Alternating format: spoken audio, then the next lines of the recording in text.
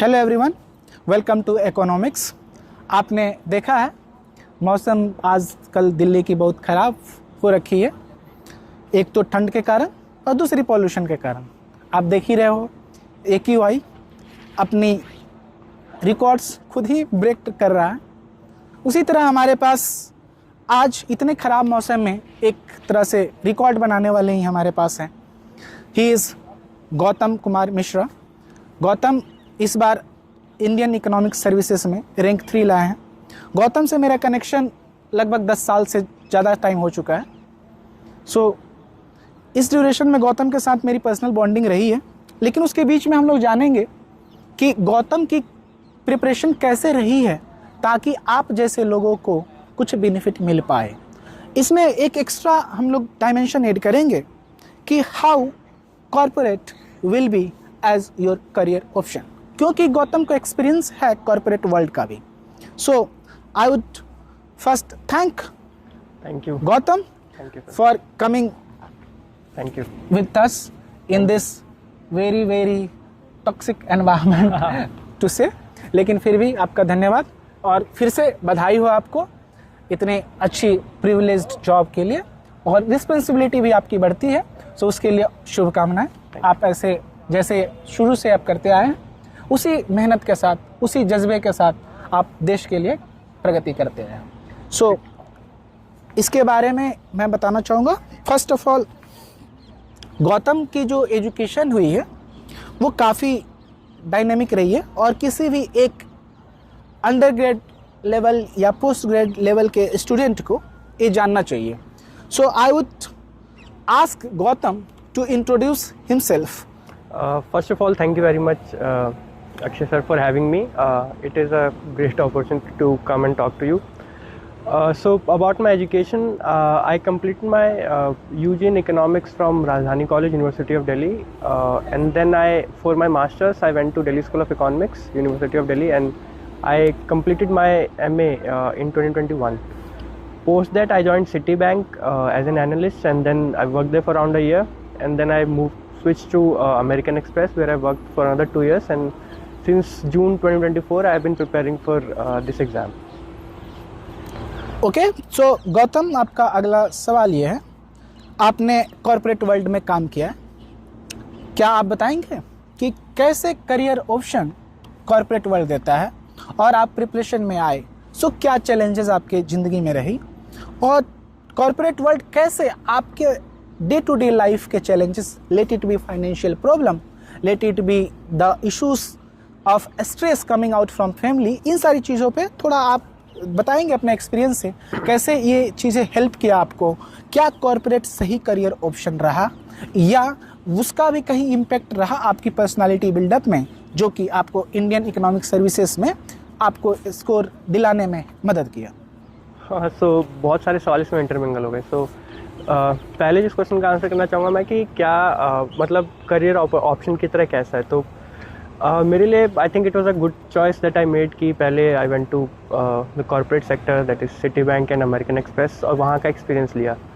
क्योंकि जब आप काम करते हैं सिटी बैंक और एमएक्स में, तो वहाँ पे एनवायरनमेंट बहुत डिफरेंट होता है। You learn a lot of things. Speed कभी कभी मतलब रिक्वायरमेंट्स जो वो आपसे चाहते हैं, deliverables, they can be at times hectic, पर इसके अलावा बहुत ही जो लर्निंग कर्व होता है वो बहुत ही स्टीप होता है। तो आप लर्निंग कर्व बहुत स्टीप होता है टेक्निकली भी, और इसके अलावा जिस टाइप के आप लोगों से मिलते हैं तो वो आपके एंटायर पर्सनैलिटी को ट्रांसफॉर्म करता है। तो मेरे हिसाब से मेरे लिए पर्सनली बहुत हेल्पफुल था कॉर्पोरेट ऑप्शन, मतलब कॉर्पोरेट वर्ल्ड में काम करना। अब ये हर आदमी के इंडिविजुअल के क्या चाहता है वो अपनी लाइफ से, उस पर डिपेंड करता है whether it will be beneficial for him और नॉट। फिर इसके अलावा दूसरा जो इम्पॉर्टेंट एस्पेक्ट था मेरी लाइफ में, जो जिसमें कि कॉर्पोरेट सेक्टर ने बहुत हेल्प किया, वो ये कि financial freedom. So basically financial independence मुझे इसलिए I because I was able to work for 3 years and save the amount, कि मैं ये स्टेप ले सकूँ कि I leave the job still, मतलब मेरे डे टू डे जो भी चीज़ें हैं या मेरी फैमिली को इम्पैक्ट नहीं पड़ेगा। तो in that way it was really helpful. एक जो बहुत टॉक्ड अबाउट पॉइंट है कि इट कैन बी बहुत ही ज़्यादा डिमांडिंग, या फिर टाइम जो है उस वर्क में और लाइफ में ज़्यादा डिस्टिंक्शन नहीं रह जाती है। तो बेसिकली मेरे साथ इनिशियल कुछ डेज में जब भी आप कोई भी ऑर्गेनाइजेशन ज्वाइन करते हैं तो लर्निंग बहुत ज़्यादा रहती है, इसलिए डिफरेंस जो है ये दिखता है। ओवर टाइम जैसे आप टेन्योर्ड होते हैं उस रोल में, तो क्योंकि आप सीख चुके हैं कैसे करना है चीज़ें, तो रिलेटिवली स्मूदन आउट होता है। तो इट्स अ होल साइकिल, है ना। तो एक किसी पॉइंट पे मैं ये कह सकता हूँ at some days I can be really stress कि बहुत सारा काम है आज, पर on the other day I can be really relax and sleep till noon. तो इट डिपेंड्स अपॉन कि अभी क्या चल रहा है ऑर्गेनाइजेशन में और कितनी बड़ी ऑर्गेनाइजेशन और कितना मैच्योर हुआ है काम, तो सब उस पर डिपेंड करता है। फिर इसके अलावा whether you should do it और नॉट, ये आपके कई सारे फैक्टर्स पे डिपेंड करेगा। ये मेरे हिसाब से इंडिविजुअल ऑप्शन है। तो if you want financial independence, अगर आपको ज़रूरत है, तो I think you should choose corporate as a career option. और एक और सवाल भैया ने बीच में पूछा था कि रिलेटिव्स और फैमिली और जो कॉर्पोरेट में मैंने काम किया, how did it impacted my preparation for Indian economic services. I think so एक एक करके फैमिली और रिलेटिव्स और फ्रेंड्स के सपोर्ट के बिना you can not do anything, so that is a clear given. तो मेरे लिए तो फॉर इंस्टेंस कि if I am studying for 5 days, it's because I want to meet my friends on the 6th day. So almost throughout whole year of preparation, almost every weekend I went and met them. Barely कोई miss हुआ होगा। तो friends and family they are extremely crucial, और वो मतलब वो चाहिए ही आपको सपोर्ट। फिर उसके बाद कॉर्पोरेट का मतलब कई सारी चीज़ें थी, जैसे how to strategise, how to plan things. फिर उसके अलावा फाइनेंशियल इंडिपेंडेंस, ये सब चीज़ें हेल्पफुल थी। प्लस इसके अलावा because I think I got some edge in the interview because I was a little experienced और मेरे पास टॉकिंग पॉइंट्स थे। तो या overall it was helpful. So I hope मैंने सब पॉइंट्स कवर कर हाँ, बहुत अच्छा बताया आपने। इस पे मैं इसके एक्सटेंशन में ही क्वेश्चन पूछूंगा। आपने फ्रेंड्स की बात की, मेंटर्स की बात की, फैमिली की बात की, तो क्या आपको पर्सनली लगता अपने एक्सपीरियंस से क्या एक गो टू पर्सन होना जरूरी है? Let it be a mentor, let it be your friend, और let it be your family member, जिसको आप जाकर पूरे दिन की जो भी आपको थकान है या जो भी आप डिस्कस करके रिलैक्स महसूस कर पाते हो, या अपने स्टडी पॉइंट्स को डिस्कस कर पाते हो, इस पे क्या? बिल्कुल। सो बेसिकली ये इम्पॉर्टेंट है पहली चीज़ तो, क्योंकि सिलेबस बहुत इमेंस है, एक सिंगल जगह आपको मिलेगा नहीं, आपको अलग अलग चीज़ें मतलब ढूंढनी पड़ेंगी। इट इज़ पॉसिबल कि आपको वहाँ पे भी ना मिले, तो इवेंचुअली यू नीड समवन जिसने सब पहले ये पूरा प्रोसेस कर रखा हो। और एट टाइम्स आप थोड़े से कंप्लेसेंट हो जाते हो, क्योंकि एग्ज़ाम बहुत दूर है, दिल्ली में बहुत ठंड है, तो मैं सो जाता हूँ। हाँ, तो basically during those times you need someone जो कि आपको पुश करे कि नहीं, at least solve 2 questions in a day, अगर आप कुछ नहीं भी कर रहे हैं तो उस वक्त मेंटर्स की बहुत ज़रूरत पड़ती है। पहली चीज़ तो जहाँ पे कि कैसे मतलब डायरेक्शन देने के लिए कि कहाँ से क्या कवर करना है। दूसरी चीज़, व्हेन यू आर लाइक, जब आप थोड़ा सा कंप्लेसेंट हो तो आपको वो बताएं कि भाई no, this is not right thing, you should go and put in more efforts. और फिर तीसरा जो आता है वो basically obviously as a support system भी आपकी वो हेल्प करते हैं, एज इन की when you are feeling low, या फिर कोई और इशू है, फाइनेंशियल प्रॉब्लम्स हो या घर में कुछ इशूज़ हो, तो इन तीनों ही केसेस में मेंटर्स जो है बहुत हेल्पफुल रहते हैं। तो आई थिंक होने चाहिए। मेरे केस में तो अक्षय सर थे मेरे साथ, जिनसे I could go to them at any point of time. तो फॉर इंस्टेंस एक रात मुझे याद आया, वो सॉल्विंग अ पास्ट ईयर, तो मैं ईयरली सवाल लिख रहा था and I should have solve it in 3 hours, it took me 5.5। तो तब मैंने भैया को फ़ोन किया कि क्या है सर, ये कैसे होगा 3 घंटे में। तो हाँ, यू नीड समवन की जिसके you can go at any time and you know कि कुछ तो आंसर मिलेगा, मतलब, and which will be helpful. इस पे आपने बताया कि PYQ आप सॉल्व कर रहे थे 5 घंटे से 3 घंटे में आए, तो मैं अगर कुछ पॉइंट्स रिकॉल कर पा रहा हूँ, तो मैं अगर देखूँ तो आपने क्वेश्चंस को डिकोड करने वाली चीज़ें शायद थी। हाँ। कुछ और पॉइंट जो आपने सीखा जो कि हो सकता है बाकी के लिए हेल्पफुल, क्योंकि अब आप एस्पिरेंट नहीं, आप मेंटर की तरह आप गाइड करेंगे। सो प्लीज़ थोड़ा बहुत इलाबोरेट करेंगे कि कैसे क्या पॉइंट्स को ज़रूरत पड़ती है, कैसे एग्ज़ाम हॉल में आपने उस चीज़ों को डाला अपने आंसर शीट में, और वो कैसे हेल्प किया आंसर राइटिंग के रिगार्डिंग। हाँ। ओके, तो आंसर राइटिंग के रिगार्डिंग जैसा अक्षय सर ने बोला, सॉरी मैं ना अक्षय सर से बहुत दिनों से मिला हूँ, तो मुझे भैया बोलने की आदत है, तो बीच में भैया आ जाएगा, भैया ही बोलो। हाँ, तो अक्षय भैया से, सो बेसिकली सबसे पहली कॉन्वर्जेशन जो मैं रिकॉल कर पा रहा हूँ, that was so basically you can not treat G1, G2, G3 and Indian economy same. तो आपको पहले डीकंस्ट्रक्ट करना पड़ेगा कि वो चारों चीज़ें अलग अलग हैं। देन फिर उसके बाद किस टाइप का सवाल पूछा गया, उसके हिसाब से आपको सवाल को डीकंस्ट्रक्ट करना पड़ेगा, ठीक है। फिर उसके बाद आपको दिमाग में अपने बनाना है कि what can be the intro, what will be your body and what will be your conclusion. ठीक है, आपको ये सब दिमाग में सोचना है and then you have to write. So basically for instance जैसे G1 में अक्षय भैया ने बहुत सही मुझे सजेस्ट किया था कि if you do not have anything for intro you could use जो कीवर्ड यूज़ किया गया उसकी definition you can use.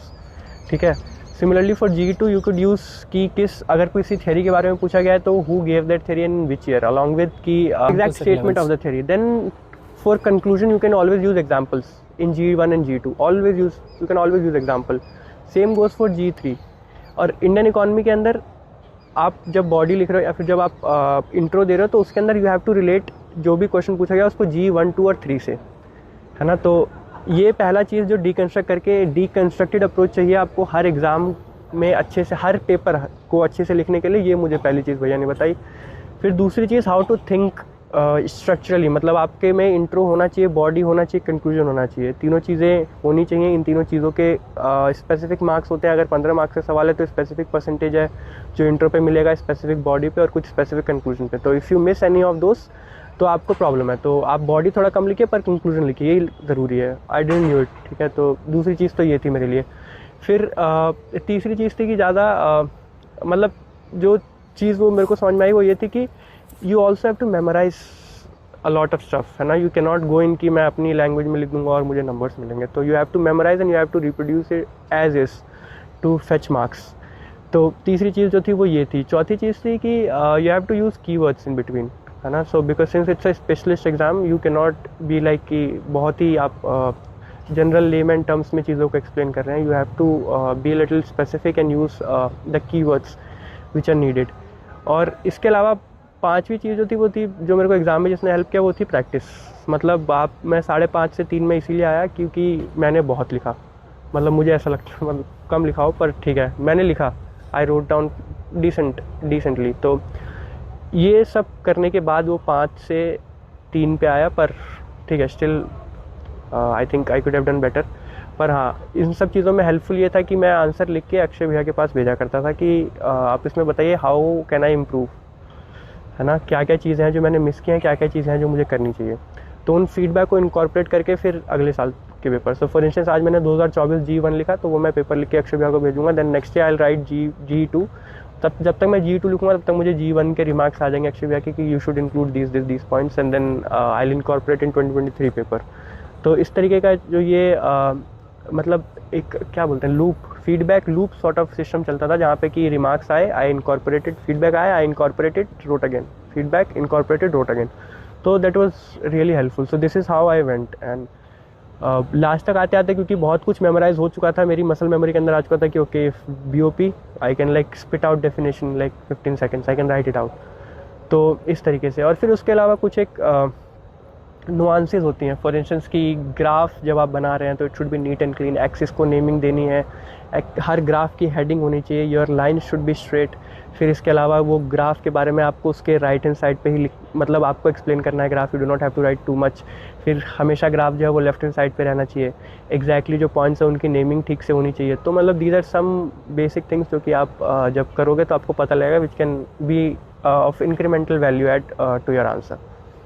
So general बातें जो गौतम ने बताई उस पर मैं 2 का समरी करूँगा जो कि बहुत इम्पोर्टेंट है। वन थिंग अबाउट जो फैक्ट्स फिगर्स आपको याद रखने हैं, फैक्ट्स एंड फिगर्स याद रखने हैं उसके लिए सोर्सेस आपको पता होनी चाहिए, खासकर गवर्नमेंट सोर्सेस, गवर्नमेंट के डॉक्यूमेंट्स या PIB पे जो भी आते हैं डेटा सेट, वो डेटा सेट आपके लिए इम्पोर्टेंट है। सो सही सोर्सेस से आप कोट करेंगे। रैंडम आप अगर मान लो किसी भी एडिटोरियल से कोट करते हो तो उसका भी आपको पता होना चाहिए कि ये ऑथेंटिक रिसर्च है या नहीं है, क्योंकि आजकल एडिटोरियल्स में भी आप आइडियोलॉजीज वगैरह देखोगे जो कि आपके एग्ज़ाम के लिए रेलेवेंट नहीं हो सकते। Just for the sake of political argument वैसी चीज़ें हो सकती हैं, लेकिन जब आप गवर्नमेंट जॉब्स के लिए प्रिपेयर करते हो आपके लिए उससे बढ़कर आपको एक रेशनल थिंकर की तरह सोचना है। Second point I would add on about the graph thing. So graph वाले पे अंडरग्रेड स्टूडेंट्स को भी मैं ये चीज़ें बताते रहता हूँ कि लेवलिंग आपकी परफेक्ट होनी चाहिए।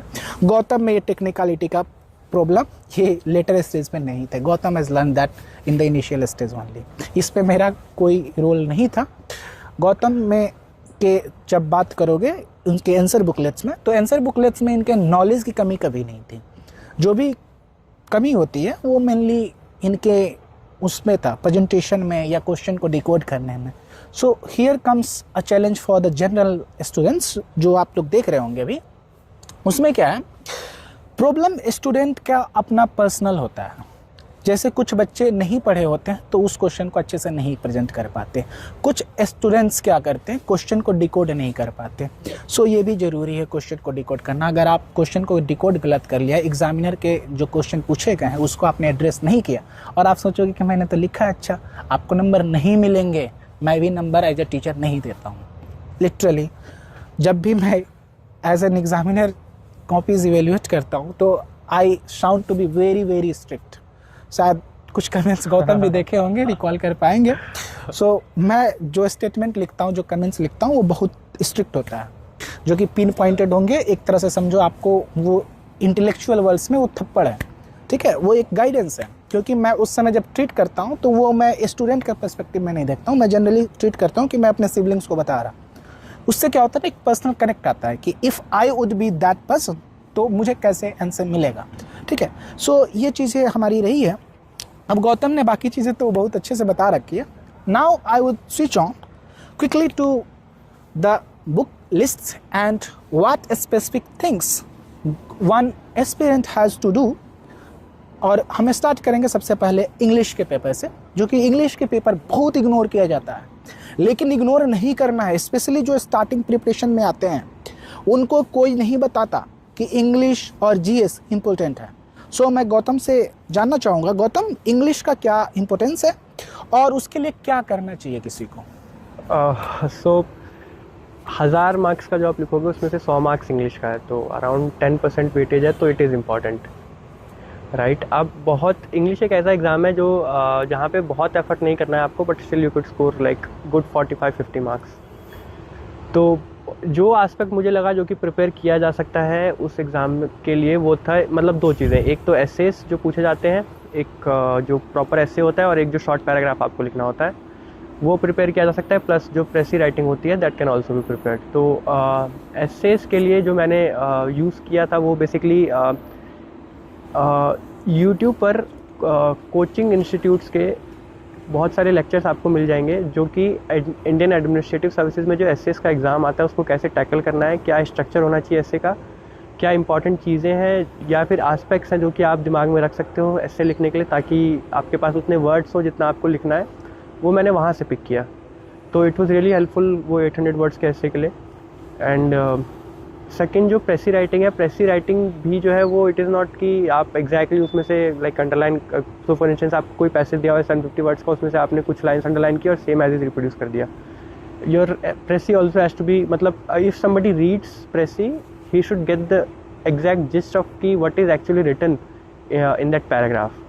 So that is also I would say a skill as well as an art, so you also have to learn that skill and apply some of the art. So basically for that also I went to YouTube and looked at some of the videos and tried to write at least 2 presses before the exam so that I am in flow and know how to write it. And one more resource for essay is what I used was the Vision IAS releases, let's say like 10 most important essays book list, essay list in a book or a booklet, right? So I went and purchased that and read that, so that even if I'm able to recall some of the figures or quotes, it will make my essay look good. So this is all what I did for English, and I think it helped me immensely in scoring whatever marks I scored. Okay, so अब GS पे चलते हैं। General studies equally उतना ही important, लेकिन ये GS के paper को आपको मैं डिकोड करूँगा ताकि आप लोग समझें। जीएस का पेपर जो है वो जनरलिस्ट क्वेश्चन पेपर बनता है और एक जनरलिस्ट के व्यू पॉइंट्स आते हैं। सो उसमें गौतम कैसे प्रिपेयर करना चाहिए, क्योंकि उसमें 3 डायमेंशन जो होता है, हिस्ट्री, ज्योग्राफी और पॉलिटी, वो इकोनॉमिक सर्विसेज का प्रिपरेशन करने वाले स्टूडेंट्स जनरली निगलेक्ट कर देते हैं। कभी कभी कुछ स्टूडेंट्स मेरे पास ऐसे भी आए हैं, जब मैं मेंटर का रोल प्ले करता हूं तो उसमें मैंने देखा है सेक्शनल कट ऑफ भी पार नहीं कर पाते हैं। There is a sectional cut off आपके हर पेपर का, अगर सेक्शनल कट ऑफ आपने पार नहीं किया तो आप क्वालिफाई नहीं करोगे। So this shows the significance of each papers. तो इस पर मैं जानना चाहूँगा गौतम, जीएस को कैसे टैकल किया जाए और क्या पॉइंट्स डिफर करती है in comparison to the papers that you have for economics? Okay, so basically पहली चीज़ जो डिफर करती है वो ये है कि आप इतना ज़्यादा टाइम आपके पास नहीं होता है जीएस को प्रिपेयर करने के लिए। Now coming back to the structure of the GS paper, तो उसमें 4 सेक्शन होते हैं, history, polity, geography and economy. Economy जो होता है वो प्राइमरीली कवर अप हो सकता है अगर आपने इंडियन इकॉनमी अच्छे से प्रिपेयर किया है तो उसको 1 मिनट के लिए अभी असाइड रखते हैं। तो जो बाकी 3 सब्जेक्ट्स हैं, that is history, polity and geography, इसको आपको प्रिपेयर करना पड़ता है। तो the ideal way to do it is कि आप एनसीईआरटी पढ़े 11th 12th की, इन तीनों सब्जेक्ट्स की, और फिर उसके बाद एक बार कोशिश करें कि पिछले 10 साल के सवाल में जो भी आप लिख पा रहे हैं वो लिख पाना चाहिए।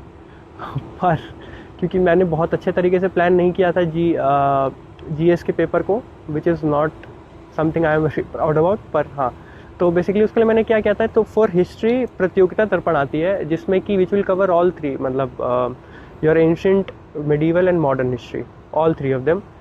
सो 100 to 120 पेजेस की वो कंसर्न सेक्शन रहता है जो कि हमको पढ़ना है। वो पढ़ने के बाद you will see you will be able to answer most of the questions which have been asked in the exam, but depth नहीं रहेगी क्योंकि कंटेंट बहुत ही समराइज रहता है प्रतियोगिता दर्पण में। सेकंड चीज़ जो मैंने यूज़ की पॉलिटी और ज्योग्राफी के लिए, मैं एक दिन मुखर्जी नगर गया और वहाँ मुझे एनसीईआरटी की समरी नोट्स मिल गए थे फ्रॉम 6 to 12। तो आई बॉट दोज एंड उसमें से जो भी रेलेवेंट चीज़ें हैं जो पूछी गई हैं पिछली बार एग्जाम में, आई selected those things and read only those parts for both polity and geography and polity and geography, and then looked at the past year questions. So this is what helped me prepare for GS. So basically the Pratyogita Darpana for history, NCERT summary notes for polity and geography, and past year questions. So this is all I did for GS. और economics GS के लिए? Economics GS के लिए मतलब मुझे ऐसा लगता है कि ज़्यादातर चीज़ें जो है वो इंडियन इकॉनमी अगर आप कर रहे हैं तो उसमें कवर अप हो जाती हैं। ओके, कुछ एक चीज़, सॉरी, ठीक है बताइए। इसके अलावा कुछ एक चीज़ें हैं जो कि बहुत रीसेंट हो सकती हैं। वो मुझे लगता है अगर आप न्यूज़पेपर पढ़ रहे हैं या मंथली मैगजीन अगर आप रेगुलरली फॉलो कर रहे हैं तो उसमें कवर अप हो जाएंगी। तो इकॉनमी के लिए स्पेसिफिकली मैंने नहीं फॉलो किया था। आपने एक और डायमेंशन खोल दिया, न्यूज़पेपर रीडिंग का। और इस पर मैं एक और उसको जानने से पहले मैं प्रतियोगिता दर्पण को डिकोड करना चाहूँगा। आपने एनुअल वाली बात की है? हाँ जी सर। जो कि मंथली भी आता है उसका? नहीं, एनुअल। सो एनुअल वाले में जो समराइज आता है, हाँ, और सब्जेक्ट वाइज आता है। हाँ। सो मैं व्यूअर्स को बताना चाहूँगा, मेरा इंटरेक्शन प्रतियोगिता दर्पण से काफ़ी इनिशियल स्टेज से रहा है, और सब्जेक्ट वाइज मैंने क्लास 12th के लिए पढ़ा था when I was preparing for NDA. So उस समय चीज़ें जो थी प्रतियोगिता दर्पण सब्जेक्ट वाइज आता था और बहुत समराइज्ड आता है, ठीक है। सो अगर आपको गो थ्रू करना है किसी पर्टिकुलर सब्जेक्ट से तो प्रतियोगिता दर्पण बहुत अच्छी बात है। ये मेरे माइंड में कभी था नहीं, लेकिन गौतम ने बहुत अच्छी चीज़ें बताई है, सो थैंक्स टू गौतम। और इस पे जो दूसरी पॉइंट थी जो इन्होंने बताया कि न्यूज़पेपर रीडिंग का, सो न्यूज़पेपर रीडिंग के बारे में मैं जानना चाहूँगा गौतम से। क्या गौतम न्यूज़पेपर रीडिंग डेली करना ज़रूरी है, या कुछ लोग चाहते हैं कि शॉर्ट में कभी कोई समरी दे दे उसको कर लें, कोई यूट्यूब पे वीडियोस करा रहा है उसको कर लें, या इसके अलावा कुछ क्वेश्चंस हो सकते हैं स्टूडेंट्स के, जो क्वेश्चन हो सकते हैं क्या मैं खुद के नोट्स बनाऊं या किसी और के नोट्स से पढ़ लूं, क्या बेटर है? अगेन बहुत सारे सवाल। तो पहला newspaper. So basically I will be honest, तो जब मैं प्रिपेयर कर रहा था तो आई डिडंट रीड न्यूज़पेपर्स, पर इंटरव्यू कॉल जब आया उससे लेके फाइनल इंटरव्यू तक और अभी तक भी I am reading newspaper.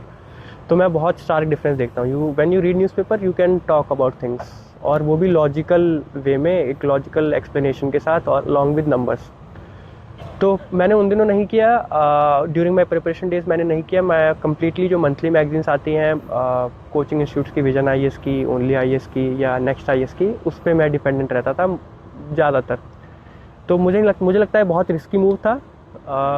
God was with me, तो I have cleared the exam, पर otherwise it can be a trouble factor. तो basically you should try to read newspapers. अगर पूरा नहीं पढ़ पा रहे हैं तो सिर्फ और सिर्फ एडिटोरियल पेज और अगर इंडियन एक्सप्रेस पढ़ रहे हैं तो एडिटोरियल पेज और इकोनॉमी का page, just read those 2 pages अगर पूरा पढ़ने का टाइम नहीं है तो, है ना। So this will cover along with your monthly magazines जो आप पढ़ रहे हैं। इसके अलावा नोट्स बनाना मुझे बहुत हेल्पफुल नहीं लगा। उसका रीज़न ये था कि even if when I am making notes मैं उनको नहीं रिविजिट कर पाता था। तो इंस्टेड मैंने क्या किया हुआ था कि जो मैं हर महीने की मैगजीन लेके आता था उसमें से पढ़ने के बाद मुझे पता लगता था कि ये 2 या 4 टॉपिक्स हैं जो कि इंपॉर्टेंट है, उनको मैं गोला मार लेता था, एज इन एनसर्कल कर लेता था कि हाँ this is something which I should go back and मतलब if anything comes up this are the things which I should go and revise in case if I get the time. तो मैंने exactly उनके notes नहीं बनाए हैं जो भी newspaper है या फिर जो मंथली मैगजीन्स हैं उनके, पर हाँ एनसर्कल करके मैं ज़रूर रखता था कि दिस आर्टिकल इज़ गुड, इसमें से कुछ कभी पिक किया जा सकता है। And if writing Indian economy answers if I ever felt like कि हाँ ये मैंने पहले कभी पढ़ा है, तो I would go back and look at those encircled articles and then go and read it and quote it in my answer. But हाँ ये सच नोट्स मैंने नहीं बनाए।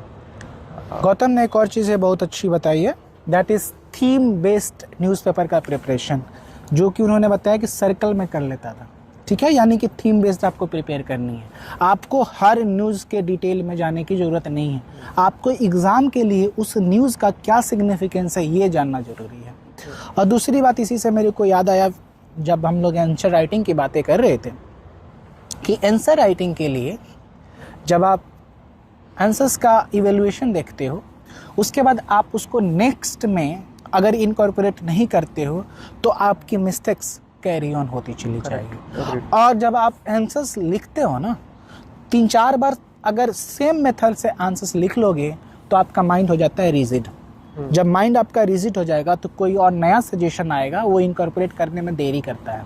सो कोशिश कीजिए कि अगर आप अपने नॉलेज बेस को बना चुके हैं उसके बाद जब आप आंसर्स को लिखना शुरू करते हैं तो सबसे पहला आपको होना चाहिए कि उसके फीडबैक को आप उसको इनकॉर्पोरेट करें। नहीं इनकॉर्पोरेट करेंगे बाद में जब रिजिडिटी आ जाएगी तो उसके बाद दिक्कत होती है। आपको लर्न करना आसान है, अनलर्न करना बहुत टफ है, बहुत ज़्यादा। सो मैंने तो दोनों साइड अब देख लिया है, सो इसलिए मैं थोड़ा बोल सकता हूँ। आज गौतम तो उसके एग्जाम्पल ही रहे हैं, सो गौतम भी इस डोमेन में आ चुके हैं। अब हम लोग इस चीज़ को समराइज कर चुके हैं। Now we will go to the decoding of the 4 important papers of economics starting with GE1। So general economics आपको तो अच्छा होगा। सो मैं एक पॉइंट बताना चाहूँगा, गौतम अंडर ग्रेड में भी टॉपर थे अपने बैच के, मास्टर्स में भी टॉप रैंकर में थे। DSC में बहुत लोगों को इंक्लूडिंग मी पास करना बहुत टफ होता था और वहाँ पे गौतम सोचिए टॉप रैंकर्स में आते थे। So this was really a proud moment for people like us who were close to Gautam. So Gautam इस पे GE1 आपके लिए तो रिलेटिवली ईजी रहा होगा, उस पर आप कैसे बोलेंगे और DSC का अप्रोच और बाकी पेपर्स के लिए जो आपका अप्रोच रहा है। DSC में आपने मैथमेटिकल ज़्यादा अप्रोच देखा, लेकिन DSC का एग्ज़ाम अलग होता था, UPSC का एग्ज़ाम अलग होता है। सो क्या हेल्प मिला, क्या प्रॉब्लमेटिक था और आपने एज ए इंडिविजुअल इसको कैसे तो बहुत दिनों तक मुझे भी, जब तक मार्कशीट नहीं आई थी तब तक मुझे भी ये गलतफहमी थी कि मेरा GE1 बहुत अच्छा है पर एज इट टर्न्स आउट कि नहीं है। पर हाँ still I could give you some things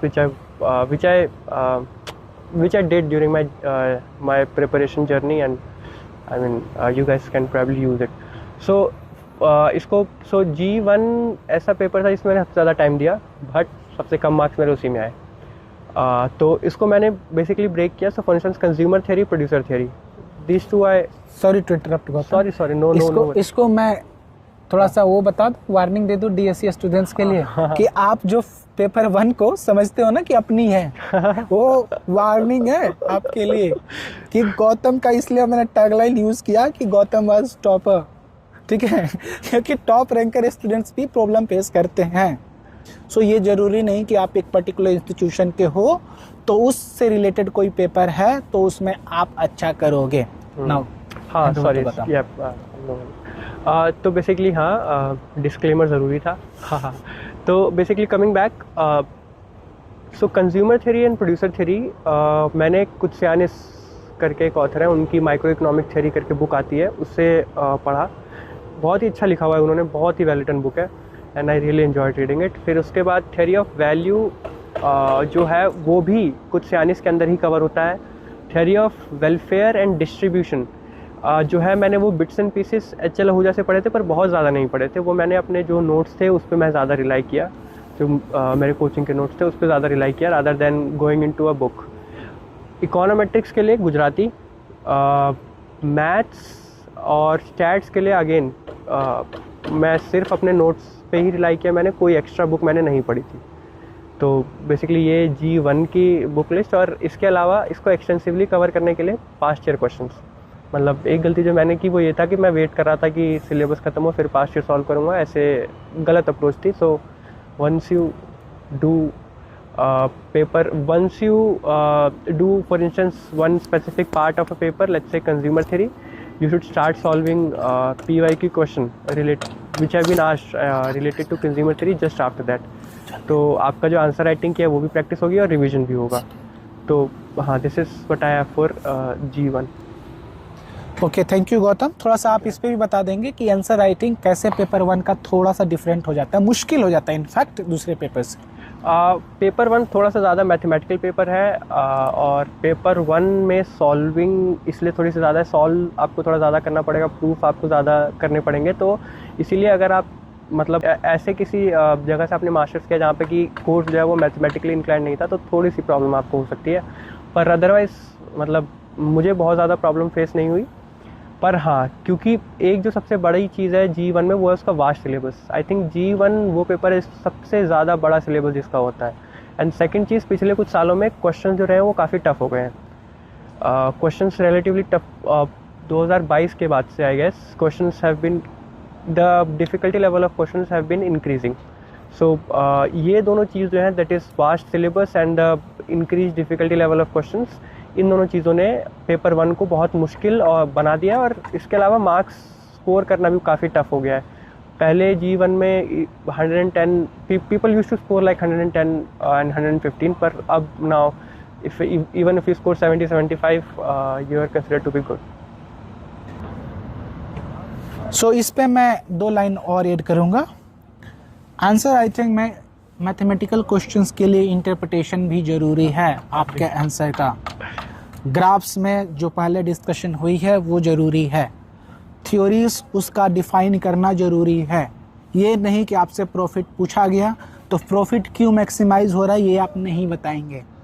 और जनरली मैथमेटिकल क्वेश्चन में ये मिस्टेक साथ गौतम के भी PYQ में मुझे मिला था, that was about finding the demand curve. So demand curve आप निकालते हैं तो प्राइस आपका नॉन नेगेटिव होना चाहिए, क्वांटिटी नॉन नेगेटिव होनी चाहिए।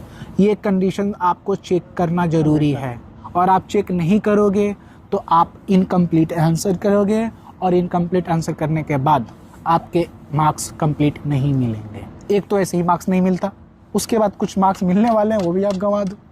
सो ये आप रिस्क नहीं ले सकते। सो आई वुड से कि आप इसके लिए प्रिपेयर्ड रहें। Now we will move to paper 2। Gautam please.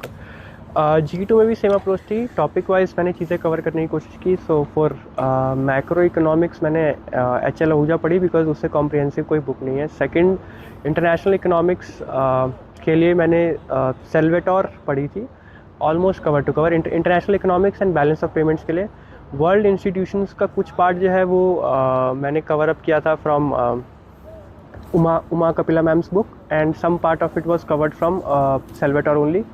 Then for development economics, I read M.L. Jhingan and what else is remaining? Crisis and national income accounting. So for global crises, generally YouTube पे या नहीं तो जो मेरे खुद के notes थे, coaching notes, वो उस पर मैंने रिलाई किया था। और इसके अलावा नेशनल इनकम अकाउंटिंग के लिए भी जो कोचिंग के नोट्स थे वो प्लस H.L. आहूजा में शायद पहला या दूसरा चैप्टर है जो कि नेशनल इनकम अकाउंटिंग को कवर करता है, वहाँ से मैंने वो पढ़ा था।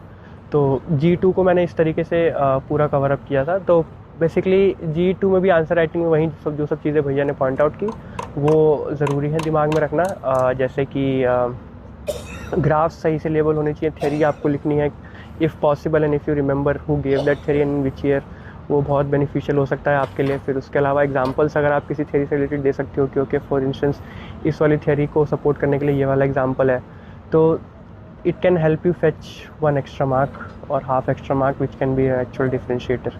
So yeah, this is how I prepared for GE2. Plus इसमें एक और चीज़ मैं ऐड करूँगा, अब यहाँ से आपकी स्ट्रिक्टनेस शुरू होती है। सो पेपर 2 से आप इंटरलिंकेज ऑफ थ्योरीज देखेंगे। आप एक थ्योरी के ऊपर दूसरी थ्योरी को बढ़ते हुए देखेंगे। You would see the interaction between the theories. अगर आप अपने आंसर्स में उसको इनकॉर्पोरेट कर पाते हैं तो आपका आंसर पूरा एक तरह से कम्प्रिहेंसिव आंसर कहलाएगा। इसलिए इसको ध्यान देंगे। इनिशियल स्टेज से अगर आप करेंगे तो वो आपके लिए अच्छा होगा। और गौतम, इस पे मैं एक और पॉइंट आपसे डिस्कस करूँगा, that is about the modern trade theories. So modern trade theories Salvatore में अच्छे से नहीं दिया हुआ है, बस बातें हुई है। सो मॉडर्न ट्रेड थ्योरीज के लिए आप कुछ जो मॉडल्स है जो मैं नाम दे रहा हूँ उसको आपको देखना जरूरी है। One is Lindahl theory, second is Krugman model. Krugman का जो थ्योरी है वो आपका इकोनॉमीज ऑफ स्केल थ्योरी से भी जाना जाता है, सो उसको आपको जानना जरूरी है। इम्परफेक्ट कंपटीशन के भी नाम से बोला जाता है उसको, international trade under imperfect competition. अगर कुछ ऐसी बातें की गई है सो आप क्रुगमैन मॉडल को आप बता सकते हो। साथ में Brendan Krugman model, Brendan Spencer model, ये सारी थ्योरीज आपको सैल्वाटोर के अलावा भी करनी जरूरी है। सैल्वाटोर में इसके एग्जाम्पल्स दिए हुए हैं लेकिन स्पेसिफिकली नहीं बताया है क्या थ्योरीज, लेकिन आपको एग्जामिनर के तौर पे, एग्जामिनर्स एक बुक तो पढ़ते नहीं है, वो तो कितनी बुकें पढ़ते हैं। आप देखते भी होंगे अपने प्रोफेसर्स को, उनके रूम में या उनके जो ऑफिसेस हैं देखते होंगे एक खुद ही लाइब्रेरी का सेक्शन बना होता है। सो क्वेश्चन पुट करने के लिए एक तो पर्टिकुलर बुक उठाएंगे नहीं। So you have to prepare each and every topic of your syllabus. उसमें मेंशन होता है मॉडर्न ट्रेड थ्योरीज। सो उसके लिए मैंने जो मॉडल्स के नाम बताए इस पे आपको जानकारी रखनी जरूरी है। Now we will quickly move to G3। So again G3 में भी सिमिलर टॉपिक वाइज मैंने प्रिपेयर किया था, public economics, environment, industry and state market and economy, state market and planning. ये 4 टॉपिक्स हैं जिससे सवाल आते हैं। तो इनमें से जो पहले 3 हैं, that is public environment and industry, इन तीनों के लिए मैं इग्नू के नोट्स जो हैं उन पे मैंने रिलाई किया था बहुत ज़्यादा। तो इग्नू में अगर आप जाओगे तो इग्नू में ये तीनों जो सब्जेक्ट्स हैं, सो बेसिकली सिलेबस और इग्नू का जो सिलेबस है वो जो इंडियन इकोनॉमिक सर्विसेज का सिलेबस और इग्नू का सिलेबस अगल बगल रख के I was able to map out कि ओके ये वाला सेक्शन इस साल की या इस सब्जेक्ट की या फिर जो भी उनका इलेक्टिव पेपर है उसके इस टॉपिक से मैच करता है। तो I was able to map that out and I got it printed and read it from there. State market and planning जो मेरे कोचिंग के नोट्स थे उस पर मैंने रिलाई किया।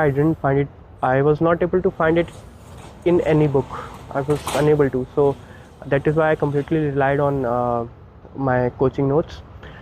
इसके अलावा अगेन ये वाला ऐसा एग्ज़ाम है जहाँ पे कि आप स्कोर कर सकते हो बहुत हाई, और उसमें हाई स्कोर करने का एक मंत्र जो मैंने थ्रू आउट रखा था इस एग्ज़ाम में वो ये कि if I can relate it to Indian economy, every aspect जो भी मैं टॉपिक पढ़ रहा हूँ, चाहे वो कॉस्ट बेनिफिट एनालिसिस हो, कि DMRC का कॉस्ट बेनिफिट एनालिसिस किया था दिल्ली गवर्नमेंट ने एंड देन इट गॉट पास, मतलब पार्लियामेंट में, and they presented it.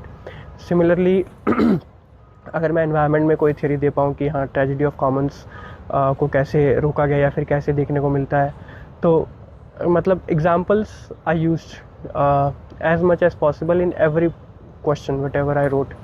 So I think that is what help me get good marks, fetch good marks in G3 paper. So मैं बता दूं आपको G3 most scoring होता है हर साल के लिए। अगर आपको इस G3 में पेपर में मार्क्स नहीं मिले सो समझ लेना आप कुछ लूज़ करने जा रहे हो, ठीक है। सो ये इम्पोर्टेंट है G3। इस पे गौतम थोड़ा सा आप ग्रीन GDP का बता देंगे, सोर्स क्या होगा? ग्रीन GDP और इसके आसपास के जो system of environmental and economic accounting SEA, ये सब मैंने कवर अप किया था इग्नू के नोट से ही। प्राइमरली इग्नू में इसके बारे में बहुत ब्रीफली मेंशन्ड है, पर जितना मेंशन है I think that is enough for our exam. तो गिवन द ट्रेंड ये काफ़ी पूछा जा रहा है, तो I only stick to this IGNOU notes for this specific part of environmental economics as well. एक जो रिसोर्स इकोनॉमिक्स का सोर्स बाकी लोगों को नहीं मिलता है, ये भी मैं अपॉर्चुनिटी की तरह यूज़ करते हुए आपको बताना चाहूँगा। रिसोर्स इकोनॉमिक्स की बुक्स लिमिटेड है, उसके जो टॉपिक्स है आप उसको गूगल करके या इग्नू के मटेरियल से आप उठा सकते हो। रिसोर्स इकोनॉमिक्स के जो मेन क्वेश्चंस होते हैं, एक मैंने CESP में एक टीचर है राजीव कुमार सर, सो उन्होंने पेपर ऑफ़र किया था और उनके पेपर में शॉफर मॉडल वगैरह सारा डिटेल में डिस्कस किया हुआ था, जो कि हर साल लगभग रिपीट हो रही होती है, क्योंकि रिसोर्स इकोनॉमिक्स के लिमिटेड क्वेश्चंस है और वहीं आएंगे। सो उसको अगर आप प्रिपेयर कर लेते हो, उस सटीक सोर्सेज से आप उठा लेते हो, सो आपको ईजी पड़ेगा। Now we will move to the last portion, that is Indian economy, जिसके लिए उमा कपिला जो बुक का नाम बता रहे हैं Gautam, Uma Kapila performances and policies, पतली वाली, मोटी वाली नहीं, मोटी वाली ज़्यादा हेल्पफुल है, ये लॉजिक नहीं चलता यहाँ, पतला है अच्छा है, ठीक है, याद रखना आपकी बॉडी की फिटनेस के तौर पे। सो हम दोनों उसके ब्रांड एम्बेसडर भी है, सोचो एक तरह से। सो इंडियन इकोनॉमी के लिए Uma Kapila performances and policies, जो कि पतली वाली है। Now I will quickly move to Gautam. अब इसमें इंडियन इकोनॉमी में एक चैलेंज होता है आंसर लिखने का, गौतम उसको भी थोड़ा आप बताएंगे प्लीज। सो इंडियन इकोनॉमी एक ऐसा एग्जाम है जिससे मुझे बहुत ज़्यादा डर लगता था, because you can relate anything to everything, कोई सही आंसर नहीं है, कोई गलत आंसर नहीं है। और ये एक ऐसा एग्ज़ाम था जो मेरे को नहीं याद आता कि इस तरीके से कभी हमें मास्टर्स में भी लिखवाया गया हो। अंडर ग्रेड में प्रोबेबली था, पर उसका level was not the same as in this Indian economic services exam. तो जनरली पोस्ट इंडिपेंडेंसी पूछा जाता है इंडियन इकोनॉमिक एग्ज़ाम में, जो भी हुआ है। और इसके अलावा भी रिसेंट कुछ टाइम से जो ट्रेंड देखा जा रहा है वो स्पेसिफिक गवर्नमेंट पॉलिसीज़ के बारे में भी पूछा जा रहा है। तो पहले तो सोर्स की बात करते हैं, मैंने क्या क्या यूज़ किया एंड फिर उसको कैसे यूज़ किया। तो सबसे पहला जो होता है वो मैंने सोर्स जो था मेरा वो जैसा अक्षय भैया ने पॉइंट आउट किया, Uma Kapila performance and policies, पतली वाली बुक। इसके अलावा मैंने 2 साल का economic survey cover to cover पढ़ा, which was really really helpful, really मतलब it was not only helpful for during my for my answer writing but also during interview। एक मिनट थोड़ा सा सॉरी गौतम, इस पे थोड़ा सा इंटरप्ट करूंगा मैं आपको। इंडियन इकोनॉमी के पोर्शन जो आपने बताया इकोनॉमिक सर्वे का, सो इकोनॉमिक सर्वे क्या खुद से पढ़ना ज़्यादा ज़रूरी है या समरी पढ़ लेना या यूट्यूब पे देख लेना वो ज़्यादा इम्पोर्टेंट है?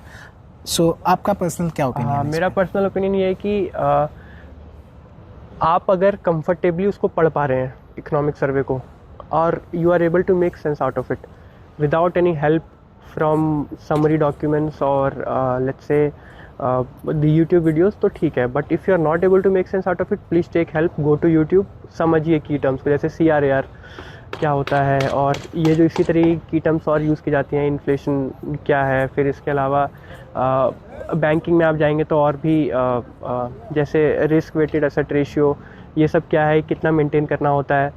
तो की टर्म्स जो हैं उसमें कुछ यूज़ की गई हैं। फिर उसके अलावा I am forgetting, PMI use किया गया, purchasing managers index, what is it, ये इसको इंटरप्रेट कैसे करते हैं। तो कुछ एक टेक्निकल चीज़ें हैं जो कि इकोनॉमिक सर्वे में जिसकी बात होती है, तो अगर आप उसके साथ कंफर्टेबल है, खासकर इन्फ्लेशन के टर्म्स, श्रिंकफ्लेशन, ये सारी चीज़ें रिकवरी, फिर उसके अलावा जो मतलब व्हाटएवर जो भी टर्म्स हैं वहाँ पे अगर if you are able to make sense out of them तो फिर आपको ज़रूरत नहीं है। But if you are not able to make sense out of them, go to YouTube.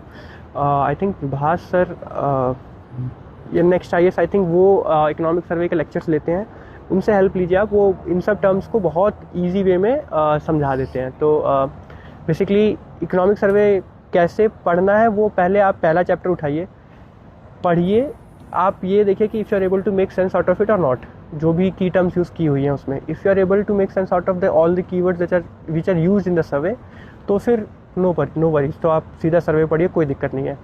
पर if you are not able to, तो कुछ chapters के लिए आप यूट्यूब वीडियो से हेल्प लीजिए, ताकि वो कीवर्ड्स और की टर्म्स जो हैं वो आप समझ पाएँ।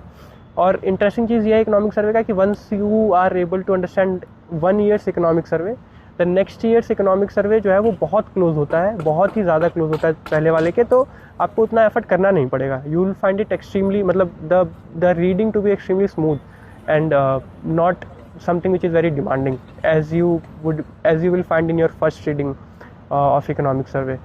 तो हाँ, to summarize, if you are not able to get the terms, go to YouTube, search them, understand it, then come back and read it again. But if you are able to read, make the sense out of it, then go straight ahead, go and read it. Summary वाला जो भैया ने mention किया, मैं बहुत ज़्यादा favour में नहीं रहता हूँ समरी के। मतलब उसका एक रीज़न ये है कि आप जब समरी लेके आते हैं तो खुद नहीं लिखते हैं। अब जब तक आप खुद नहीं लिखोगे तब तक आपकी स्पीड भी नहीं बनेगी और एग्ज़ाम में आप उसको रेप्लिकेट भी नहीं कर पाओगे। मतलब हो सकता है मेरा अपना ओपिनियन और मैं गलत भी हूँ, पर unless I write something I will not ever be able to reproduce it. So इसीलिए मैं थोड़ा सा समरी डॉक्यूमेंट वगैरह चाहता हूँ, उनसे थोड़ा सा दूरी बना के रखना चाहता हूँ। I would rather read original one, ताकि मैं लिखूँ उसको और लिखूँगा तो फिर रिप्रोड्यूस कर पाऊँगा। ये मुझे इसलिए पॉइंट आउट करना था क्योंकि समरी में सब कुछ नहीं दिया होता है, एनालिटिकल बातें नहीं की जाती है, ठीक है। और गौतम ने जिस नाम का मेंशन किया, विवास सर, थैंक्स टू विवास सर ने मुझे भी मेंटरशिप किया हुआ है। इनफैक्ट मैं विवास सर का ही प्रोडक्ट का लाना पसंद करता हूँ, सो थैंक्स टू हिम। उनकी बहुत डिटेल्ड एनालिसिस आती है इंडियन इकोनॉमिक पे, जो कि इकोनॉमिक सर्वे और बजट पे, सो वो आई थिंक आपको डिटेल में देखनी चाहिए। और उसके बाद ऐसा नहीं है कि सर ने पढ़ा दिया तो आप उसको नहीं पढ़ोगे, आप खुद से जाकर चैप्टर वाइज करोगे अगर इस पर्टिकुलर एग्ज़ाम को डिकोड कर रहे हो, या अगर यूपीएससी का एग्ज़ाम आप प्रिपेयर करो सिविल सर्विसेज वाली, सो उसमें भी आपको इकोनॉमिक्स ऑप्शनल है, तो प्लीज़ आप खुद से इकोनॉमिक सर्वे को पढ़ें, मेरा ये कहना ज़रूरी है। सो हमने दो चीज़ें देख लिया, Uma Kapila and then economic survey. So Gautam please start with the third point. Third one is budget. Budget भी फर्दर मेरा सजेशन रहेगा कि 2 साल का देखिए, 1 साल आपको कीवर्ड समझने में लग जाएगा और दूसरे साल जो है आपको हेल्प करेगा ट्रेंड वगैरह समझने में कि ओके ऐसा हो रहा है कि पिछले साल जो कमिटमेंट की गई थी वो पूरी हो पाए या नहीं हो पाई तो क्यों नहीं हो पाई, इस साल जो कमिटमेंट कर रहे हैं क्या वो पिछले वाले साल के साथ कंसिस्टेंट है। इन सब चीज़ों के लिए 2 साल का मेरे को लगता है एनालिसिस के हिसाब से बहुत हेल्पफुल रहता है। 3 सोर्स ये हो गए। चौथा सोर्स जो मैंने यूज़ किया वो बेसिकली विजन IAS का एक बुकलेट आती है which basically contains all your government policies। तो I picked that specific booklet कि जो government policies जिसमें सारी की सारी covered हो, then went through the book and identified some of the key policies जिससे आसपास की एग्ज़ाम में पूछा गया है। एंड देन जस्ट जैसे पॉलिसी का नाम याद किया एंड देन याद किया कि ओके ये पॉलिसी थी, इससे क्या कौन सी प्रॉब्लम जो है इकॉनमी की वो सॉल्व हो रही है, एक पेज पे लिख लिया, नॉट टू मच डिटेल, बस नाम पॉलिसी का और क्या सबसे ज़्यादा क्या प्रॉब्लम है जिसको ये सॉल्व करे, एंड इफ एनीथिंग जो कि मैं किसी और चीज़ से रिलेट कर पाऊँ। फॉर इंस्टेंस कि अगर किसी एक पॉलिसी है जैसे मत्स्य संपदा योजना, इसमें शायद I think World Bank is also one of the financiers, तो this specific point I can also use it in G2 when I am writing my answer about World Bank, है ना। तो अगर ऐसा कोई कीवर्ड, ऐसा कोई की इनपुट या इन्फॉर्मेशन है तो वो मैंने पिक कर लिया वहाँ से, and then I made basically a small sheet like 6-7 pages A4 size sheet of all those government policies and schemes जो कि मैं कहीं भी चलते फिरते I could revise। तो ये 4 चीज़ें थी जो मैंने यूज़ किया। Now how to tackle questions, ठीक है। तो बेसिकली द थिंग इज़ कि जब कोई प्रॉब्लम पूछा जाए तो सिर्फ प्रॉब्लम पे नहीं ख़त्म करना है। तो मेरा अप्रोच ये रहता था कि ओके प्रॉब्लम, उस प्रॉब्लम के रिलेटेड गवर्नमेंट क्या कर रही है, जो भी कर रही है उसमें क्या क्या प्रॉब्लम्स है, और जो एग्जिस्टिंग पॉलिसीज में जो प्रॉब्लम है उनको कैसे ठीक किया जा सकता है ना। ऑलवेज कंक्लूडेड विद दैट, ठीक है। और फिर इसके अलावा अगर किसी स्पेसिफिक पॉलिसी के बारे में पूछा जा रहा है तो अगर मुझे डिटेल्स नहीं भी याद है कि इतना अमाउंट एलोकेट हुआ है या फिर इस साल से स्टार्ट हुई है, मेरा मेन फोकस ये रहता था कि इंडियन इकोनॉमी की कौन सी प्रॉब्लम वो सॉल्व कर रही है policy, rather than focusing on exact details कि कब लॉन्च हुआ, कितने पैसे एलोकेट हुए, थिंग्स लाइक दैट, है ना। तो बेसिकली दूसरी चीज़ जो थी वो ये थी कि if you don't no you should know कि क्या प्रॉब्लम सॉल्व कर रही है। फिर इसके अलावा अगर कोई जनरल क्वेश्चन पूछा जाता है कि ये क्या है, तो you always have to write कि क्या क्या स्टेप्स लिए हैं इस गवर्नमेंट ने पॉलिसी के टर्म्स में, या फिर कुछ नए लॉज हैं जो कि चेंज किए हैं, ठीक है वो। फिर इसके अलावा कुछ एक कभी कभी जो क्वेश्चन पूछे जाते हैं कि लॉन्ग, मतलब बहुत ओपन एंडेड क्वेश्चन होता है कि फॉर इंस्टेंस लॉन्ग टर्म में ग्रोथ के लिए क्या होना चाहिए। तो इसमें अगेन इकोनॉमिक सर्वे में जो भी एक आधा कोई चैप्टर अगर ऐसा हो जो कि कंक्लूडिंग चैप्टर हो, वहाँ पे आप इसको पिक कर सकते हैं। तो इन चारों की चारों चीज़ का इस्तेमाल एक कोहेरेंट वे में करना है। उमा कपिला का सॉर्ट ऑफ हिस्ट्री के लिए, फिर बजट और इकोनॉमिक सर्वे का कंटेम्प्रेरी जो चीज़ें चल रही हैं, या फिर क्या गवर्नमेंट का क्या व्यू है इकोनॉमी के प्रति और आगे क्या एक्सपेक्ट कर रहे हैं, and then schemes, exact policies को याद रखने के लिए कि इस प्रॉब्लम के लिए एग्जैक्ट क्या पॉलिसी गवर्नमेंट लेके आई है ताकि इसको टैकल कर सके। सो गौतम, इसके कंटिन्यूएशन में मैं डिस्कस करूंगा। आपने तो बता दिया क्या करनी चाहिए, कैसे करनी चाहिए। सो आपको थैंक यू, आपने बहुत डिटेल वे में बताया। और सबसे इम्पोर्टेंट टॉपिक है क्या नहीं करना चाहिए एज एन एस्पिरेंट। ठीक है। सो उस पे आप बताइए, कुछ पॉइंट्स बता दें और कैसे, ये भी बताएं। सो स्टार्ट करते हैं स्टार्टिंग से। For instance beginning of your journey, सबसे पहला काम जो करना चाहिए वो ये करना चाहिए कि एक पहले दिमाग में क्लैरिटी होनी चाहिए कितना टाइम आपको देना है, कितना टाइम आपके पास बचा है। तो फॉर इंस्टेंस अगर मैं दिसंबर में हूँ तो मेरे पास सिर्फ 6 महीने बचे हैं, तो पहली चीज़ जो होनी चाहिए वो मेरे पास एक डिटेल्ड प्लान होना चाहिए हर महीने का, and then break it down to week and then a day, कि इस महीने में इतना हो जाना चाहिए, देन इस वीक में इतना हो जाना चाहिए, देन इस दिन इतना हो जाना चाहिए। सबसे पहली चीज़ जो करनी है वो है प्लान जो है वो आपको डिटेल बना लेना है। अब इस प्लान बनाने में जो चीज़ नहीं करनी चाहिए वो ये है कि ये अज्यूम करना है कि मैं दिन में 12 घंटे हफ्ते में 7 दिन पढ़ लूँगा। वो मतलब मैं नहीं कर पाता हूँ, और जो मेरे आसपास के लोग हैं वो उन्होंने भी बहुत टफ मतलब फील किया कि इट इज़ वेरी टफ। तो बेसिकली रियलिस्टिक प्लान बनाना है। 8 घंटे बहुत हैं, मतलब मैं तो वो भी नहीं बैठ पाता था। मतलब जब मैं 8 घंटे बैठता था तो प्रोडक्टिव प्रॉब्ली 6 घंटे निकलते होंगे, या जब 9 घंटे बैठता तो 7 घंटे निकलते होंगे, 6.5 घंटे। तो आपको रूटीन इस तरीके से बनाना है कि for out of 7, 5 days you will be able to sit for let's say 7 good hours, and the remaining 2 days it won't be more than 3 or 4 hours, ठीक है, because you need to relax। और फिर after every 1 week or 2 week you should have a day जहाँ पे कि which is like सिर्फ 1 या 2 घंटे आपके प्रोडक्टिव निकल रहे हैं। तो अगर आप मतलब 1 या 2 घंटे आप दे पा रहे हो जहाँ पे इसके अलावा टाइम आप जाके दोस्तों से मिल रहे हो, या फिर कुछ और you are going to watch a movie और एनीथिंग जो भी आपको रिलैक्स करता है, ऐसा कुछ कर रहे हो, तो इस तरीके से होना चाहिए पहली चीज़। दूसरी चीज़ जो एक बहुत ही इंटरेस्टिंग चीज़ है जो कि मैं इनकॉर्पोरेट करता था, पर उसके लिए मेरे को वर्ड नहीं पता था, थैंक्स टू विभास सर, उन्होंने बताया that is 0 hour day. No day should be a 0 hour day. अगर कोई दिन आपको लग रहा है कि मैंने कुछ नहीं किया आज भर दिन, और रात में आपको 11 बजे भी ये फीलिंग आती है, तो उठिए, 2 सवाल बनाइए, सो जाइए, एटलीस्ट 2 क्वेश्चन सॉल्व कीजिए। No day should be a 0 hour day, क्योंकि फिर अगर कोई 0 hour डे रहता है तो मोमेंटम कुछ ज़्यादा ही ख़राब हो जाता है, वापस आना will be a tough thing. तो पहली चीज़ तो प्लान जो आप बनाइए, जो भी अपनी स्ट्रेटजी वो इस तरीके से बनाइए, मतलब कि एक दिन में लिमिटेड नंबर ऑफ़ आवर्स ही आप पढ़ पाएंगे अगर आपको 1 साल पढ़ना है तो, ठीक है। दूसरी चीज़ जो बनानी है वो ये है कि 0 hour डे कोई भी नहीं रहना चाहिए, ठीक है। तो तीसरी जो चीज़ है वो है आपके रिसोर्सेज और बुक लिस्ट। तो आपको हमेशा अपने रिसोर्सेज जो हैं वो लिमिट करने हैं, बहुत ज़्यादा एक्सपैंड नहीं करना है, क्योंकि प्रॉब्लम होगी आपको बाद में रिवाइज़ करने में अगर बहुत ज़्यादा रिसोर्सेज हैं तो, ठीक है। तो बेसिकली द थिंग इज़ कि अगर कोई टॉपिक आपको नहीं समझ में आ रहा है, या फिर कोई टॉपिक आपने एक बुक देख ली, दूसरी बुक भी देख ली, नहीं मिल रहा है, तो गो टू गूगल से पढ़िए, rather than going to looking it out in different books. तीसरी चीज़ ये। चौथी गलती जो मैंने की थी, जो नहीं करनी है आपको, वो ये कि वेट करना है सिलेबस ख़त्म करूँगा उसके बाद पास्ट ईयर बनाऊँगा। आपने एक टॉपिक पढ़ लिया, फॉर इंस्टेंस कंज्यूमर थ्योरी पढ़ लिया, जाइए कंज्यूमर थ्योरी के सवाल लगाइए। प्रोड्यूसर पढ़ लिया, प्रोड्यूसर थ्योरी के सवाल लगाइए। इसके कई सारे फ़ायदे हैं। पहला तो एक आपका पास्ट ईयर कवर होता रहेगा, दूसरा आपने जो पढ़ा है वो आपको समझ में आया भी है कि नहीं वो चेक हो जाएगा, और तीसरा आपकी आंसर राइटिंग स्किल जो है वो धीरे धीरे करके बिल्ड होती रहेगी।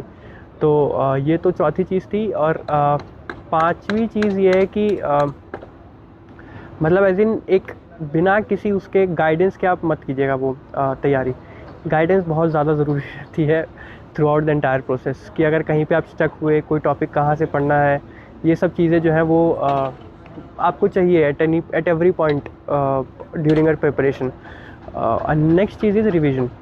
तो बेसिकली एक और चीज़ जो मैंने देखा है कई बार जो छूट जाती है वो ये है कि हम लोग कंटेंट कवर करने के चक्कर में रिवीजन को जो है वो उतनी इंपॉर्टेंस नहीं देते। सो बेसिकली जो मेरे साथ हेल्पफुल, जिस चीज़ ने मुझे बहुत हेल्प किया वो है मल्टीपल रिवीजन्स। आप किसी चीज़ को एग्ज़ाम में तभी इतने शॉर्ट ड्यूरेशन ऑफ टाइम में तभी रिप्रोड्यूस कर पाएंगे जब आपने बहुत बार रिवाइज़ किया होगा। सो बेसिकली एक चीज़ और जो है वो जो नहीं करनी है वो ये है कि कंटेंट के पीछे भागने के पीछे आप रिवीजन करना छोड़ दें। रिवीजन बहुत ज़्यादा ज़रूरी है। रिवीजन आपको पास्ट ईयर क्वेश्चंस की भी करनी है, रिवीजन आपको अपने कंटेंट की भी करनी है। तो ये 5-6 चीज़ें हैं जो मुझे लगता है कि रिटन एग्ज़ाम के लिए बहुत ही ज़्यादा हेल्पफुल, मतलब ये 6 चीज़ें हैं जो नहीं करनी चाहिए, और इनका अपोजिट जो है वो, मतलब if you don't do this your preparation is on the right track. Okay Gautam, थोड़ा सा इंटरव्यू की बातें कर लेते हैं। इंटरव्यू के लिए क्या चीज़ें ज़रूरी हैं और क्या चीज़ें करनी चाहिए, क्या चीज़ें नहीं करनी चाहिए, इस पर आप दोनों बताएं थोड़ा।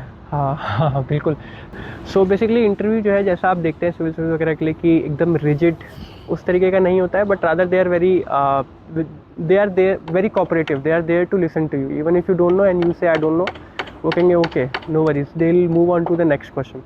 हाँ, सो ये बेसिक मेरा वो एक्सपीरियंस, सो डर थोड़ा सा लगता है, बट हाँ ठीक है, it is a really nice experience जो मेरा था वहाँ पे. Whole panel was really cordial. If I was not able to answer something, they moved on, they didn't grill me too much on that if I didn't knew it. So this was it. Now what to do and what not to do for interview.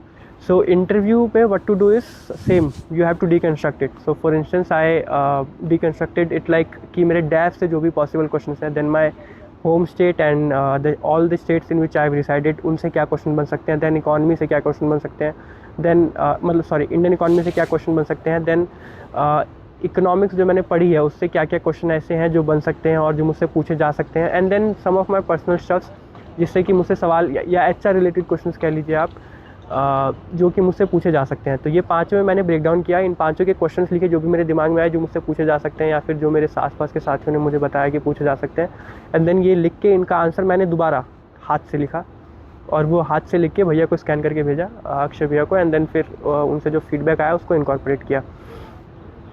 अब इसमें further जो एक चीज़ थी वो time बहुत कम था. 13 तारीख को 3 तारीख को इंटरव्यू की डेट आई थी कि 15 तारीख को इंटरव्यू है, तो प्रॉब्ली 10 से 12 दिन. तो जनरली बहुत ज़्यादा टाइम नहीं था. तो इस बीच में मैनेज करना जो है वो बहुत ज़्यादा ज़रूरी है कि आप टाइम को मैनेज कैसे करते हैं. जैसे मैंने 5 टॉपिक्स में डिकन्स्ट्रक्ट किया, हर टॉपिक को मैं जो डिकन्स्ट्रक्ट किया कितना वक्त दूंगा, क्योंकि एवरीथिंग इज़ इक्वली इंपॉर्टेंट, कुछ भी पूछा जा सकता है. सो बेसिकली वो जो है उसको मैंने डिकन्स्ट्रक्ट करके उसको सही से टाइम दिया ताकि प्रिपेयर कर पाऊँ भैया की हेल्प के साथ.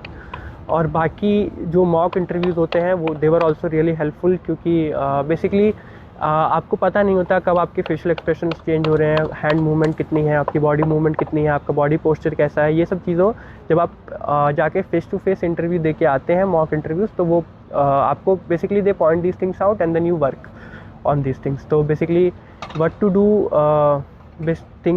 Do is the same thing कि जो पुराने लोग इंटरव्यू दे के आए उनके इंटरव्यू ट्रांसक्रिप्ट मैंने पढ़ी थॉरली, जो उन्होंने इंटरव्यूज़ में बोला इंटरव्यू के रिलेटेड वो सब देखा, and then accordingly I was able to deconstruct the interview in 5 parts. I deconstructed the interview in 5 parts and interview preparation in 5 parts, and then prepared for all those 5 parts. और फिर eventually कुछ एक mock interview दिए जिसमें मैं अपने answers को refine करता रहा जैसे जैसे मॉक इंटरव्यू के बाद मुझे फीडबैक मिलते रहे. व्हाट नॉट टू डू इसकी सबसे पहली चीज़ तो यार स्ट्रेस आउट नहीं होना है, because everybody has same time. If you have cleared the written and have been called for interview, it means you have an equal chance of getting selected, right? So बहुत ज़्यादा you don't have to be nervous.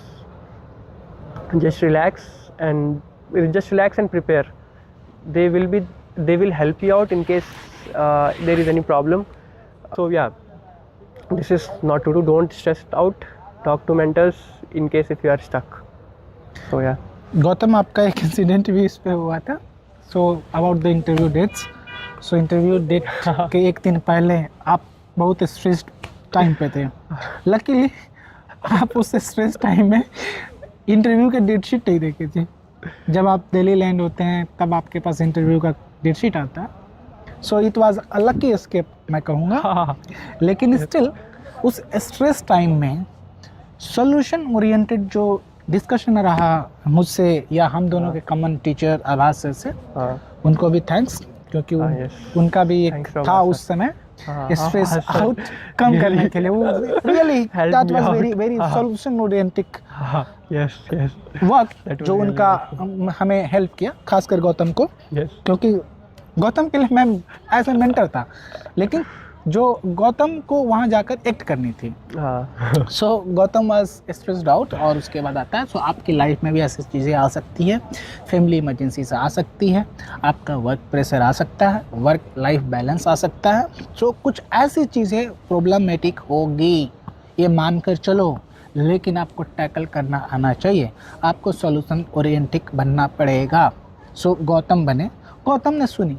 और एक और बात बोलूँ मैं, जो गौतम में मुझे बेस्ट लगता है, गौतम को कोई चीज़ें सजेस्ट करो, सो गौतम विल नॉट जज. गौतम को पता है कि ये चीज़ें हैं, मैं सामने वाले से कुछ पूछ रहा, सामने वाले का कुछ एक्सपीरियंस है या सामने वाले का कोई सजेशन है, so I should incorporate into it. So that is the best thing. और वो चीज़ ऐसा नहीं है कि गौतम वेट कर रहे हैं कि सामने वाला बताए. Gautam will approach you. Gautam खुद अपने आंसर्स में ये बताएंगे। गौतम से इंटरव्यू के लिए जब बातें हुई, गौतम से कि भैया इंटरव्यू के लिए कैसे प्रिपरेशन स्टार्ट करें। मैंने बोला एक काम करो, तुम 2 दिन का टाइम लो और ट्रांसक्रिप्ट्स जितने निकाल सकते हो निकाल लो, मिनिमम 10 होने चाहिए। और 10 याद रखना, 10 अलग अलग डायमेंशंस के होने चाहिए। मैंने 2 दिन का टाइम दिया था। पता है ये कन्वर्सेशन अराउंड 3 बजे के आसपास का दोपहर का हुआ था, इफ़ आई रिकॉल करेक्टली। सो अगले दिन लगभग 11-12 बजे गौतम ने बोला भैया मैंने 10 नहीं, मैंने लगभग 20 कर लिए हैं उसके आसपास, 18-20। सो इतना इन्होंने कर लिया और उसके बाद बोलते हैं लो। So that was the edge जो कि गौतम ने अपना दिखाया, शो किया। सो आपको अपने स्किल सेट में होता है ना, बोलते हैं beyond your limits. So you have to set the targets beyond your limits, beyond your capabilities to enhance your skill. और वहीं गौतम ने किया। शायद ये चीज़ें रिफ्लेक्ट हुई होगी इनकी पर्सनालिटी में। इंटरव्यू में इनको one of the highest scores मिले हैं, शायद हाईएस्ट ही है। हाँ 146। So that is highest score. So that is really appreciating, क्योंकि बाकी रिकमेंडेड स्टूडेंट्स का देखोगे तो even the margin is of 20 marks. So उस सिचुएशन में भी गौतम ने अच्छा परफॉर्म किया। So thanks to Gautam. Gautam is stressed out time में आपने कैसे टैकल किया, इस पर मैं थोड़ा सा चाहूँगा शॉर्ट में आप इस पे बताएं, अगर आप एक्सपीरियंस को शेयर कर पाते हैं ठीक से तो बताइए। जो मैंने किया एग्जैक्टली वो नहीं करना चाहिए और मैं शायद कैमरे में बता भी नहीं सकता हूँ, पर हाँ इसके अलावा इन जनरल जो चीज़ें मैंने की, सो फॉर इंस्टेंस जैसे मैंने प्लानिंग में बताया कि every week there was a day जब when I used to go and meet my friends. तो वो एक बहुत ज़रूरी चीज़ है कि you go and meet with other people, क्योंकि जब आप प्रिपरेशन कर रहे हो तो generally you are alone and that can be really daunting at times. ठीक है, so basically the important thing is go and meet your friends, eat good food, have good time, make some laughs, crack some jokes. So these are all things which helped me during the times of stress. फिर इसके अलावा जैसे मैंने बताया mentors कि if you're stuck at some point related to preparation specifically, कि ठीक है being alone in the journey is something, but being stuck at some point जहाँ पे you do not know कि which book you should refer to or how can I improve my answer, why am I not getting good marks in mocks, etc. All these things you need a mentor. So mentor will really help you and help you get the root cause of your problem and suggest you some ways to correct them, and which will help you in de-stressing yourself. So I think these are the 2 ways which are common throughout my entire journey which I did. So yeah. Okay Gautam, so आप young experience जो आपके viewers हैं आज, so उनके लिए आपका क्या message होगा, क्या उनको एज अ होलिस्टिक अप्रोच इस एग्ज़ाम के लिए उनको क्या करना चाहिए, आपका क्या मैसेज होगा, एक तरह से आप क्या चाहेंगे उनमें रिफ्लेक्ट कराना? सो बेसिकली एक सिंगल चीज़ जो मैंने थ्रू आउट में प्रिपरेशन फॉलो की और जिसने बहुत हेल्प किया वो दैट इज़ कि एक अच्छा रूटीन बनाए and stick to that routine, that is be disciplined. along with being disciplined, I mean try to stay healthy, ये वाला पार्ट मैंने मिस किया, eat good and stay hydrated. So these are the things which I did during my entire preparation journey. Okay Gautam, इस पे मैं थोड़ा सा और बात करना चाहूँगा आपसे। एग्ज़ाम का जो टाइम होता है रिटन एग्ज़ाम का, दैट इज़ इन जून। सो आपको हाइड्रेशन वाली इशू जो आपने बताया उस पर ज़रूरी है। दूसरी बात ये है, कुछ लोगों का आदत होती है एसी में लिखने की, क्या वो रिफ्लेक्ट होता है एग्ज़ाम में जब आपको छोटे से डेस्क मिलती है, जो धूप वाली आपको मौसम मिल रहे होते हैं, आप कैसे उसको टैकल करते हो? क्या ये मेंटल प्रेशर को टैकल करने की चीज़ है या बॉडी के एक्लेमेटाइजेशन की है, या दोनों का रोल है? सो इस पे थोड़ा हाँ ओके, सो बॉडी के एक्लेमेटाइजेशन का तो सो बेसिकली मेरे को लगता है मेंटल इशू है, मतलब मेंटल एज इन स्टेट में आप किस स्टेट में हो, because when you go and right exam आपको नहीं पता लग रहा था आपको गर्मी लग रही है क्या लग रहा है, you just only feel at times a little dehydrated, so you get water and that's all, you are good. But हाँ उस मेंटल स्टेट में आना थोड़ा सा टफ हो जाता है। सो जैसा भैया ने पॉइंट आउट किया, 3 दिन में जाके 6 एग्जाम लिखने, आप एग्जाम लिख के आओगे थके रहोगे आप, इसके अलावा नेक्स्ट एग्जाम की चिंता होती है, you not even able to sleep really good. So जो 6 घंटे की नींद मिनिमम बोली जाती है वो भी नहीं ले पाओगे, आप 4 घंटे सो के एग्ज़ाम लिखने जा रहे हो। तो it is a mental state जिसमें कि whoever has able to endure pressure for those 3 days will be able to clear the exam. So yeah, I think it's the good thing is कि the important thing is कि आपको खुद को hydrate रखना है और आप you also have to eat nutritious food. So basically what I did was I kept some protein bars and some bananas in my backpack for all the 3 days, right? So that I have the energy to actually think and write the exam. Because yeah, so even your body feels it कि yes, it's hot, I am sweating, losing a lot of salt and dehydrated, तो इसकी वजह से you won't be able to think very clearly. So that you don't, now this is where staying hydrated and eating good food comes into play. You will be able to handle that whatever I would say that heat of summers in Delhi, right? So yeah, I think it's a thing about mental state rather than acclimatizing your body. But yeah, staying hydrated is important. Okay Gautam, आपने बहुत अच्छी बातें बताई. सो इसमें मैं एक और चीज़ आपसे जानना चाहूँगा, डाइट और स्लीप साइकिल कितना इम्पोर्टेंट है. साथ में आप ये भी बताएं, एग्ज़ाम दे रहे होते हैं आप, सो चल रहा होता है एग्ज़ाम कंटिन्यूएशन में, उस 3 दिन के बीच में क्या करना है उसको, मतलब एग्ज़ाम देकर आप रूम पे लौटे, घर पे लौटे, उसके बाद क्या करना चाहिए आपको, रेस्ट, रिवीजन या दोनों में से कुछ ऐसा बैलेंस क्या आप सजेस्ट करें? सो बेसिकली सबसे पहली चीज़ जो है वो यू शुड बेसिकली मैंने जो किया था वो ये कि एग्ज़ाम लिख के आने के बाद जब मैं रिवीजन करता था तो I had prepared some short notes. Now those short notes I used, so when I used to come back from the examination center, I used to revise those short notes, try to eat good food and try to sleep on time.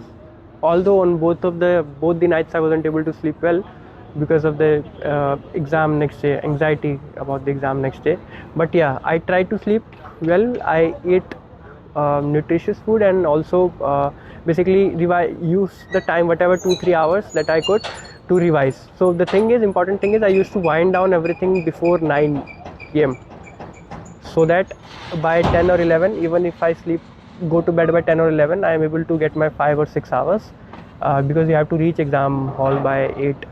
So yeah, so the important thing is आप exam दे के आओ, eat good food and revise for 2-3 hours, whatever you can revise, and then close your books and whatever, just recharge yourself, just take a break and recharge yourself so that you're able to write again in the morning. Okay Gautam, thank you for pointing these things out. Thank you. So इस पे मैं interview के लिए एक statement दूंगा जो कि generally मैं एक्सपीरियंस को बोलता हूँ. आप किसी प्रोफेसर से या किसी बड़े ब्यूरोक्रेट से आप अपॉइंटमेंट लेंगे तो आपको मुश्किल से 5 मिनट 10 मिनट का अपॉइंटमेंट मिलेगा और आपको वेट बहुत करना पड़ेगा. वहाँ पे आपके लिए इंटरव्यू में आधे घंटे वेट कर रहे होते हैं पैनलिस्ट. सो आपके पास अपना यंग एज में अपनी पोटेंशियल दिखाने का वो बेस्ट मौका है. सो इंटरव्यू को आप उस दायरे से लें कि आप वहाँ पे अपनी बात रखने के लिए गए हो, सामने वाले पैनलिस्ट आपके सुनने वाले हैं. सो इस माइंडसेट से जाएं, आपका प्रेशर नहीं होने वाला. एग्ज़ाम से लेकर इंटरव्यू तक का आप इस थॉट प्रोसेस से जाएंगे कि मेरी स्किल सेट्स जानने के लिए एग्ज़ाम हो रहा है, प्रेशर हैंडलिंग विल इम्प्रूव. ठीक है. So this is all that we had to discuss. और गौतम बहुत अच्छा लगा आपसे मिलकर. और कुछ चीज़ें और आप एड ऑन करना चाहेंगे तो it would be better if you want to add something कि यंग एज से प्रिपरेशन कैसे स्टार्ट करें, क्या थॉट प्रोसेस होनी चाहिए, क्या चीज़ करना चाहिए. क्लैरिटी रहना बहुत ज़रूरी है. मतलब एक चीज़ विच आई फाउंड कि क्लैरिटी रहना ज़रूरी है कि how much for how long I will be able to, how much time I will be able to give this exam. इसके अलावा आई थिंक अगर आपके पास वो क्लैरिटी नहीं है तो आप उस डेडिकेशन के साथ प्रिपरेशन नहीं कर पाओगे. It will be half hearted.